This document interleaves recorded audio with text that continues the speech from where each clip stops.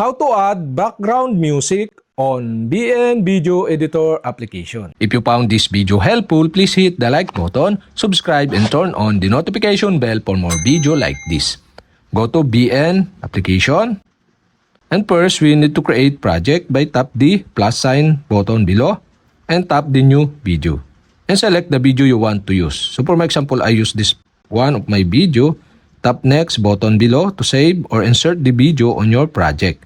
So sample, if you want to add background music on this video, so tap the music icon on this menu and tap the music and select the music you want to use. So for my example, in music in library, so I use one of this music, tap use button on the right side to insert the music, and now you can see the music, and tap the check button below to insert the music on this project. And now we have successfully add background music on this video. If you found this video helpful, like, subscribe, and see you for my next video.